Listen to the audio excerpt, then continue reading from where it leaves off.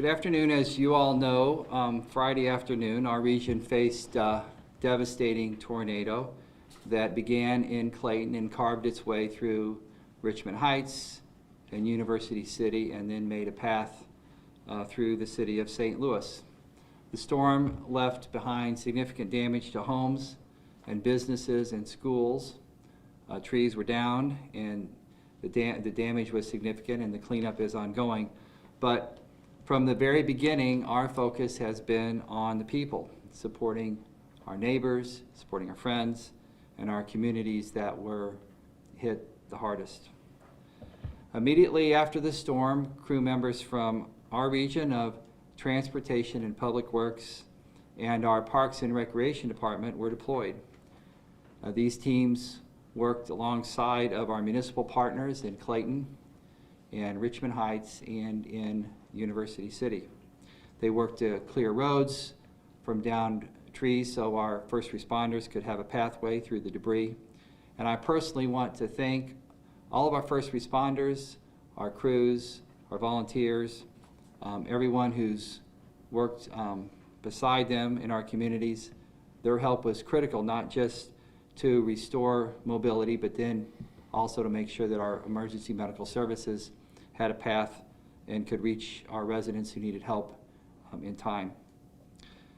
Time matters in disasters, and our response was swift. We worked to protect lives. We worked to get several traffic signals back working again. I know Ameren is busy trying to restore power. One thing I want to mention is that we want to be sure and make sure that you treat a dark signal as a four-way stop. Our Director of Public Works is here, Stephanie Leon Streeter, and she's going to tell you a little bit about what they have done in response to restoring the signals and cleaning up the debris. Stephanie? Thank you, Dr. Page. I too echo that I thank all the first responders, the people that provide care and service to those that have been affected by storms, to our residents helping each other, and of course our teams out there helping the community as well. Our districts have been working since Friday clearing debris, first getting the debris off the roadway to make those roadways passable, and we continue to work to clear the debris from the right-of-way and expect in our mid-county area and our South County area that we will be doing that through Thursday. For those that are bringing private property debris or want to bring it to the right-of-way, please work with your trash hauler to address that, that material, because we do have our hands full. Thus far, we have moved about 50 tons of debris, which, to put it in perspective for most people, that's about 25 elephants, 2,000 pounds per elephant. So that's quite a bit of material that we've had to deal with. Big Bend Boulevard from Wydown to Clayton Road is still closed due to downed power lines. We have crews on standby to open the road when we know that the power has been restored and the lines have been removed. If that happens overnight, we will make sure crews are out so that the road is open before the morning rush. We do have 12 dark signals, and those are a result of lack of power. That spans across Clayton Road, Del Mar, Big Bend, Hanley, Forest Park Parkway, and Forsyth. And my overall message to everyone as they're still working to reestablish themselves after the storm is to watch what you're doing, because downed lines are sometimes hard to see. And if power is restored to some that don't have power, you could hurt yourself. And new storms that we're expecting could develop. If there's loose branches or trees that are unstable, you again have an opportunity to have those fall on you or fall on your car or fall on your house, so please be careful. We will continue to work through the days to come to try to make our communities free of debris as best we can. Thank you. Thank you, Stephanie. Our county parks took a direct hit from the storms as well. Trees were downed. Structures were damaged. In addition to working to repair the damage in our county parks, our park crews were made available to assist in University City and Clayton and Richmond Heights. And here with us today is our Parks Director, Brian Schaefer, who'll tell you a little bit about what they've been doing. Brian. Good afternoon. Parks crews are out this weekend assessing damage. Our biggest damage was at Tillis Park, where we had about 10 mature trees that fell through the park. The biggest problem there was it took down some power lines, and that prevented us from opening the park until Sunday because we couldn't get into the trees until the power lines were taken care of. At Jefferson Barracks Park, we lost 6 to 8 mature trees. We took care of those. We saw some trees down at Sylvan Springs, Boar Park, and Cliff Cave. After we were able to get some of the parks secured, we did, like as Dr. Page said, were able to commit some crews to helping over in Clayton. We took care of removing some trees along with transportation and public works in the DeMund Place neighborhood and throughout Clayton on Saturday. So when we were preparing for this storm and responding to this storm, we activated our Emergency Operations Center. So in addition to providing services in the community to keep our roads open and to respond to the tornado through the emergency response and coordinated emergency response in St. Louis County, we've also been assisting our municipalities and providing assistance to them when they ask us for help, and coordinating with the City of St. Louis and providing services there as well. Here with us today is Michelle Ryan, who is the Director of Emergency Operations in St. Louis County, to tell you a little bit about what we've been doing, but also to tell you what to expect, because I'm sure if you've heard, we have another storm on the horizon. We have another storm coming tonight that will bring all kinds of the usual problems of high winds and possible tornadoes. And Michelle will tell us a little bit about what to expect there as well. Michelle. Thank you, sir. Good afternoon. So as Dr. Page said, on Friday, after we were able to do just a brief, quick assessment with our municipalities and discovered where the primary damage was, I did send personnel to Clayton. They requested bodies from my office. And I would also like to say they make it sound very easy, but Transportation, Public Works, and the Parks Department responded to every single request I made on behalf of the municipalities over the weekend. And it didn't matter what time it was, so it's very much appreciated. I also sent folks to St. Louis City. As you know, they obviously got the worst of this. They have now returned. My hope is that they can stabilize at some point soon. As for this evening, storms are coming. This is, as of right now, nothing like what we saw on Friday. However, and if any of you have been in the room with me before, you know however is part of my job.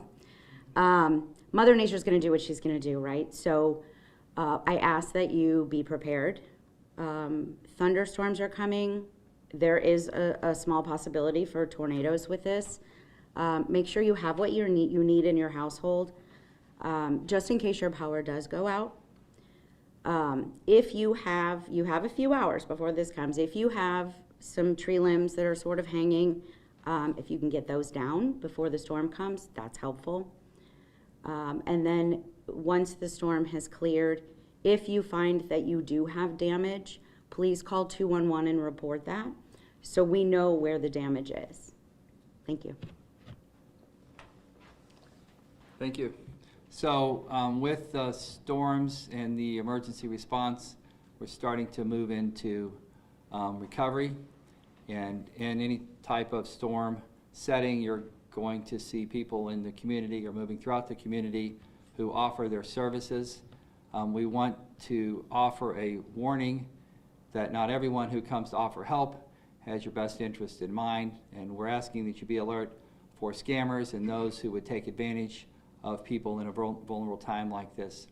So with us today is Chief Gregory, who can tell you a little bit about what to look for and how to report someone with suspicious activity. Chief. Thank you, Dr. Page. I appreciate it.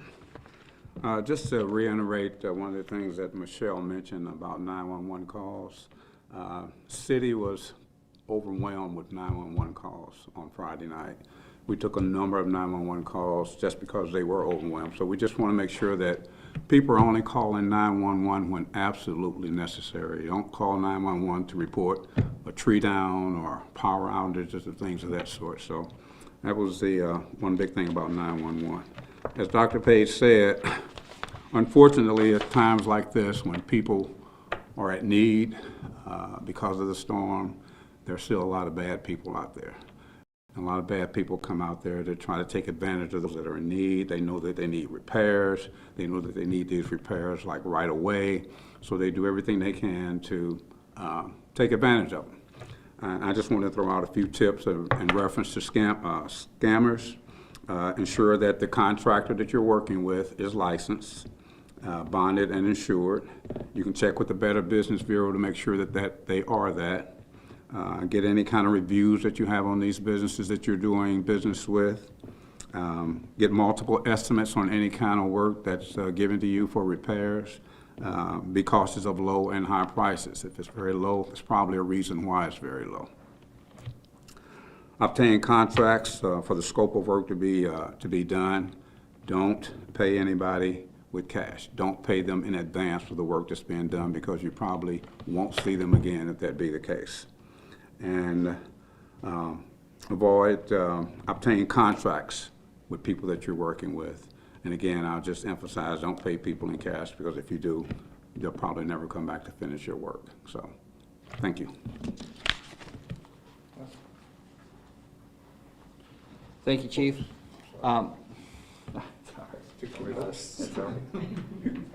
Thanks.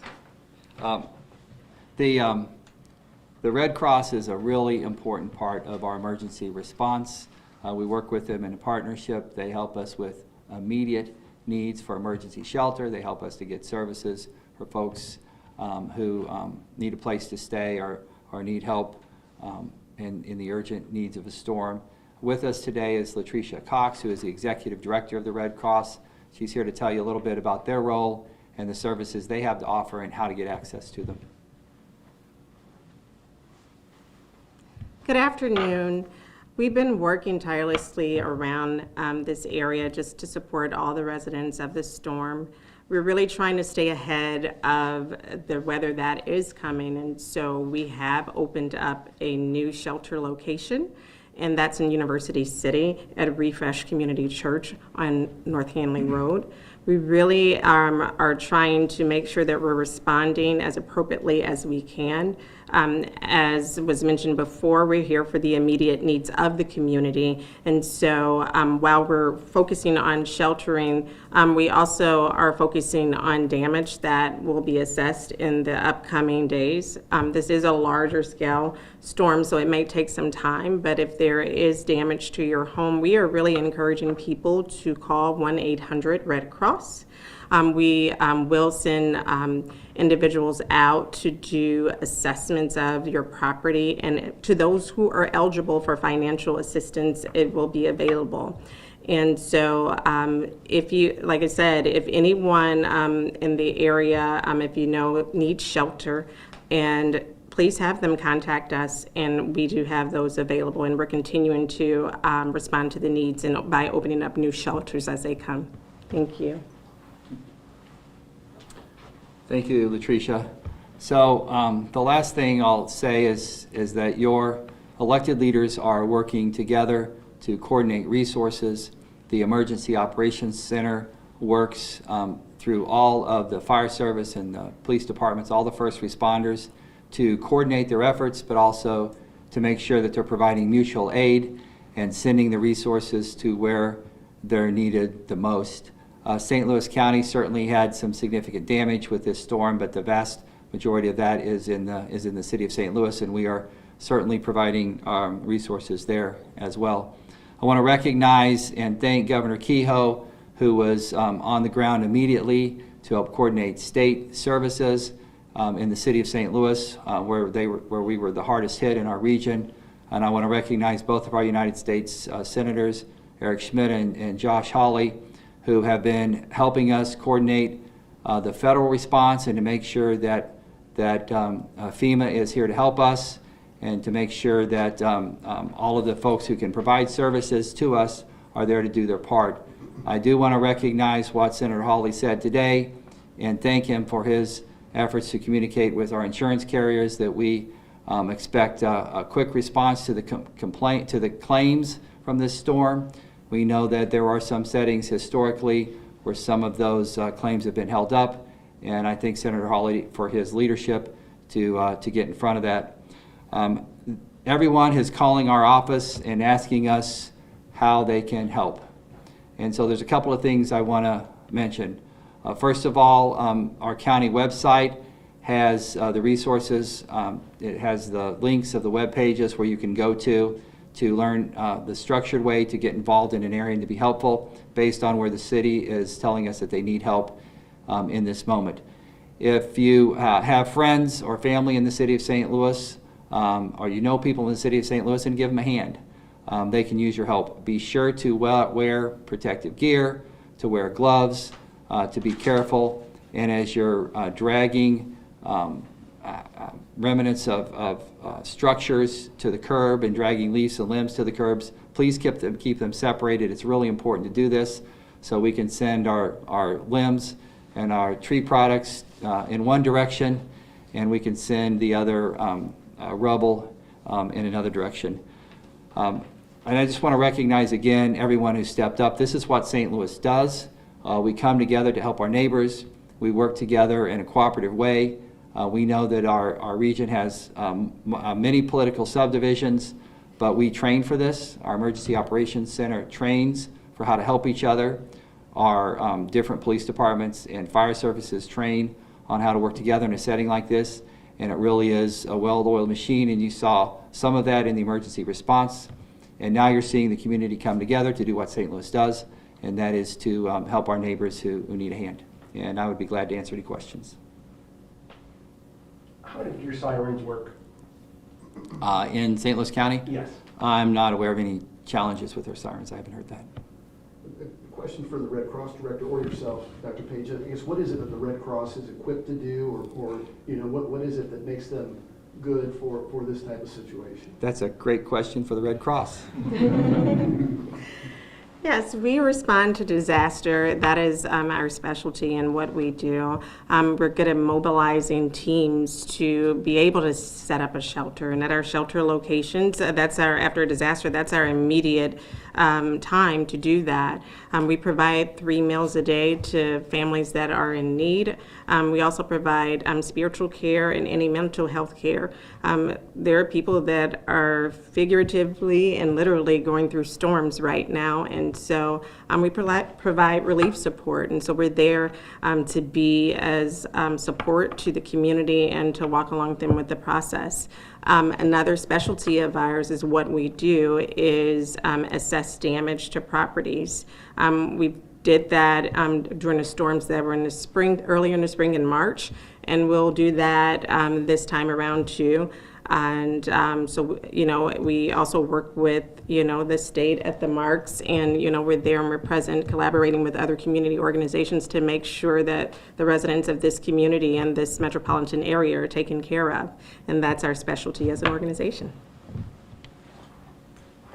Thank you. Would you like to highlight any of the particular areas where we saw the most damage, just, you know, to highlight those areas? Well, the place where I saw the most damage is in Clayton, just bordering Forest Park, Clayton Road, north to WashU, DeMond, and everything on the west side of Forest Park. There were 100-year-old trees that were knocked over, and you know, the housing stock there is pretty solid. But if you get a 100-year-old tree on your house, it's going to get your attention. Or a telephone pole with a transformer in your kitchen, that's going to be a problem. When we saw some of that in Clayton and Richmond Heights, but it was mostly around the Hanley 64 intersection, and then north into Forest Park, and then northeast through the city of St. Louis. Pretty wide swath. Do you have a dollar estimate? I know the city is talking about 1.6 billion. Do you have any sense of what kind of property loss we're talking about in the county? No, I don't. We're still collecting that. We do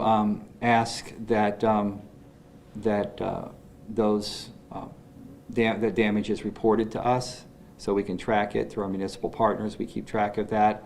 It's important for us as we get our FEMA designation and we're eligible for relief. But I don't have any number on the damage in St. Louis County. It's really early for that to have any sort of idea. We'll actually know more Wednesday. FEMA let me know when I was on my way here that they'll have assessors here on Wednesday.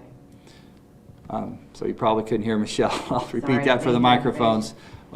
Wednesday we'll know more about the amount of damage in St. Louis County, and we'll spend the next couple of weeks tallying that up, I'm sure. This might be for emergency management, but are you concerned about all this debris and all these things becoming kind of projectiles during our maybe high winds course. this evening? Yeah, absolutely, which is why I mentioned, you know, if you have dangling tree branches, if you can deal with that before this rolls in. The packet that I saw, the most recent one from the National Weather Service, did mention high winds. So loose debris is always going to be an issue.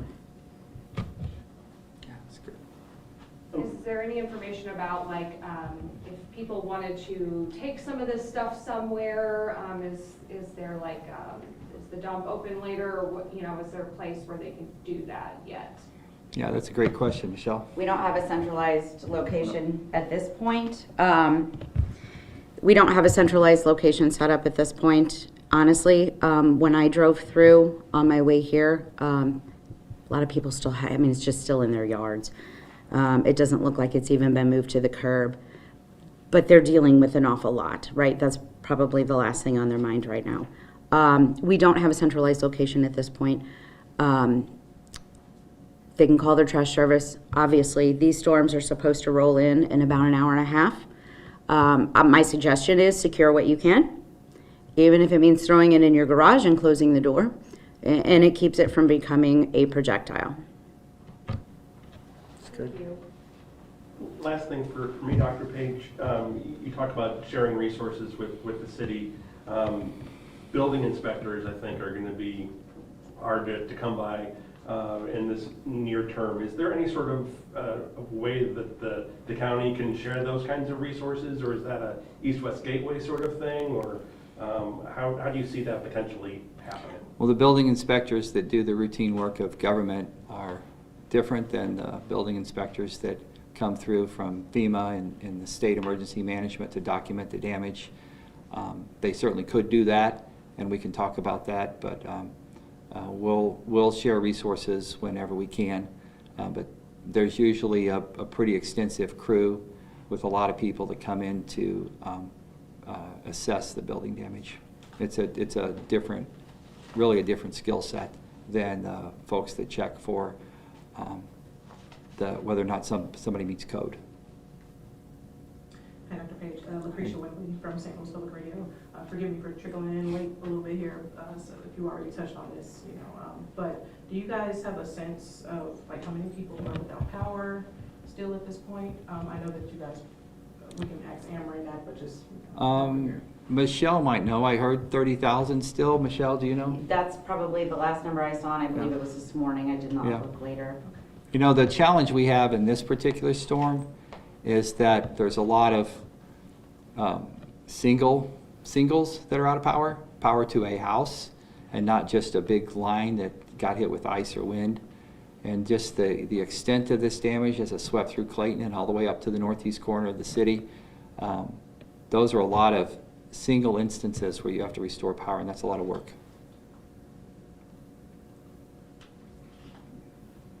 Okay, thanks for coming out. Thank you.